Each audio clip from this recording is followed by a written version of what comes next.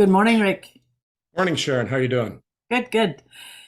Listen, today I wanted to talk about, with this market, I mean, it's kind of crazy, and we see the sales numbers down, we see the prices down.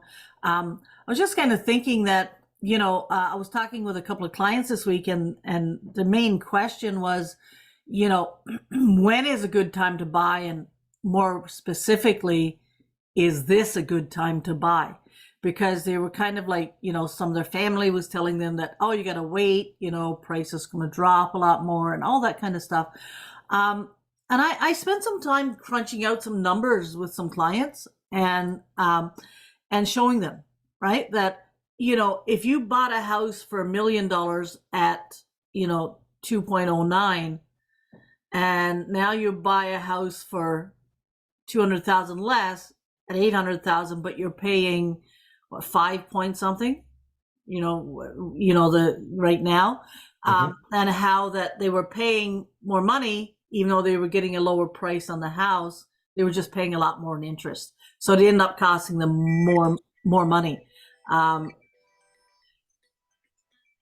so is that what you're finding as well in the mortgages that you're doing right now? well, I mean, I do get a lot of questions about, should I wait? Are the prices going to keep coming down? And the answer to that is who knows, right? Yeah, I yeah, mean, uh, the government is talking about increasing immigration levels significantly, yeah. which is going to lead to an increase in demand. And I really, they're talking about increasing the supply, but that's going to take a few years before it comes online, if it actually translates to anything. Because, even if they cut the red tape, I don't think they've got the people to build the homes, right? Right now they're talking like it would take 10 years to even put a dent in it, but that's not including the amount of immigration and just growth, you know. And frankly, it's like, well, with the higher interest rates, there might be less people getting into the market Yeah. to live in the house, Yeah. but you're also seeing the rental market go crazy. So it's making it more and more attractive for investors that just want to get cash flow going You because I capitalize on think a property. That's right. exactly. Yeah. Because especially if they've already got a significant amount, so they're not paying interest rates. Plus, if you're an investor, you can write off the cost of the interest if you're turning around to rent out the property, right? So I don't think delaying is a wise move because in the meantime, you're just paying someone else's mortgage. It's really not ever an ideal time to wait because who knows what the future holds. I mean, if past history is any indication, prices are just going to keep trending upwards. There's been pauses before. Obviously, there were lags in the industry in 2008 and so forth, but they didn't last long. It's really difficult to predict, though. I mean, if I had a crystal ball, I'd just buy a lottery ticket. And, And a handful of properties. well, once I won the lottery, sure. Yeah. So, Yeah. but Yeah. anyways, it's as far as interest rates go, it's like, well, you can lock in for a 5-year term, but if we have a recession, interest rates could come right back down again, right? Yeah. And of course, prices are going to shoot back up if prices come down. What you buy for is what you bought for. What the interest rate is, that's a term. You can have as short as a 1-year term.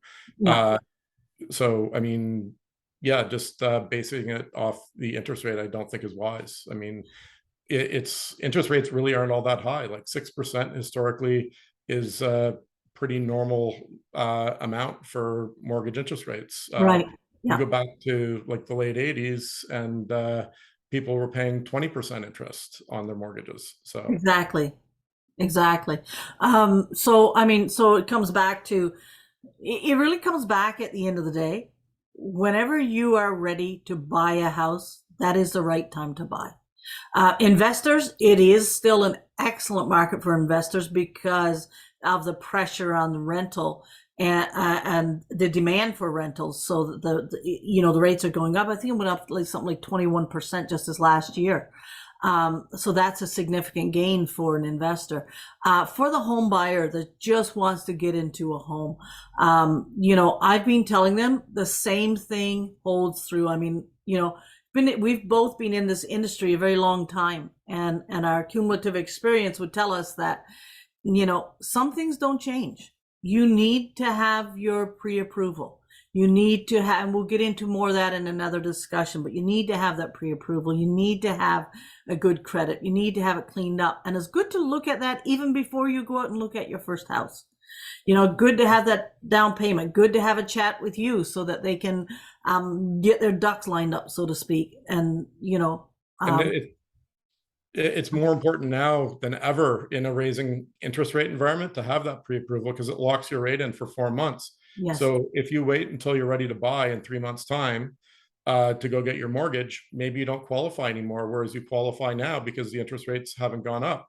yeah, You know, they're saying that they're probably going to put a pause on raising interest rates, but who knows? It's the same yeah. Bank of Canada that I think it was about a year ago that said, oh, we won't raise interest rates for at least 2 years. Yeah. So, I mean, and it is all over the place. I just had a happy client that bought, and they knew what they were getting for their interest rate because they locked it in.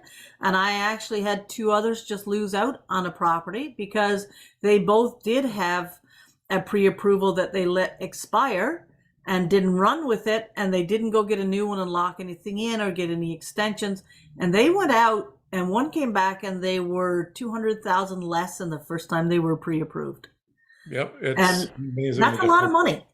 That's Yep. a lot of money that to have left on the table, $200,000, because, you know, the next interest rate was significantly higher by the time they get on the market. But anyway, yes, let's keep working with our clients, and certainly any questions, we want you guys to reach out to us. We will be sharing other questions that people are asking. This is Sharon Loduca, working hard to bring you home. And Rick Honeyford, Honey Financial, getting you a sweet deal. Thanks, Rick. Talk to you soon, dear. Thanks, Sharon. Have a good one.